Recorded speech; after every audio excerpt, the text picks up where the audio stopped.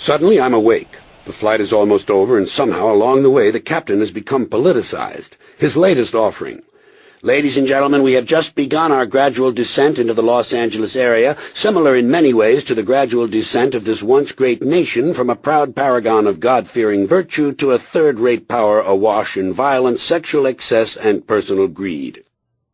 I drift off again and awaken just as the end-of-flight announcements are being made. "The captain has turned on the fasten seatbelt sign." Here we go again. Who gives a shit who turned on the sign? What does that have to do with anything? It's on, isn't it?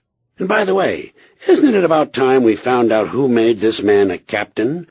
Did I sleep through some sort of armed forces swearing-in ceremony? Captain my ass, the man is a fucking pilot, and he should be happy with that. If those sightseeing announcements are any mark of his intelligence, the man's lucky to be working at all. Having endured enough nonsense from this so-called captain, I finally raise my voice. "Tell the captain Air Marshal Carlin says he should go fuck himself." The next sentence I hear is filled with language that pisses me off. "Before leaving the aircraft, please check around your immediate seating area for any personal belongings you might have brought on board." Well, let's start with immediate seating area.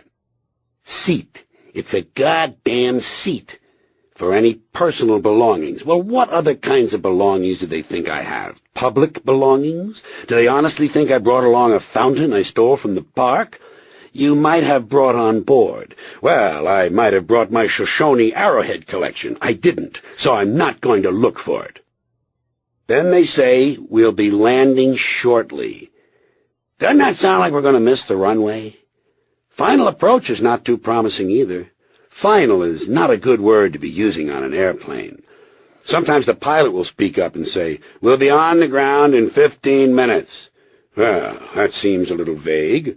On the ground could mean any number of things, most of them not very good. By this time we're taxiing in, and the flight attendant is saying, "Welcome to Los Angeles International Airport."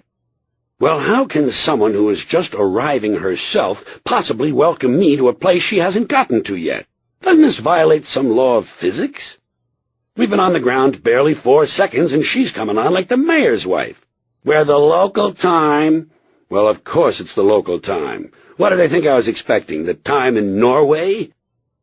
"Enjoy your stay in Los Angeles, or wherever your final destination might be."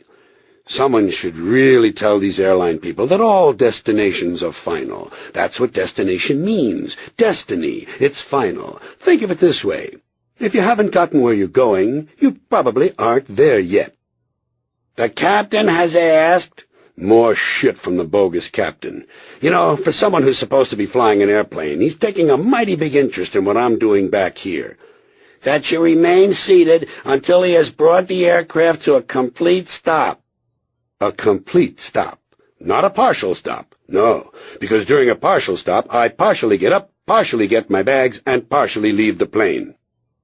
"Please continue to observe the no smoking sign until well inside the terminal." Folks, I've tried this. Let me tell you, it is physically impossible to observe the no smoking sign even from just outside the airplane, much less from well inside the terminal. In fact, you can't even see the airplanes from well inside the terminal. Which brings us to terminal, another unfortunate word to be using in association with air travel, and they use it all over the airport. Somehow I can't get hungry at a place called the Terminal Restaurant.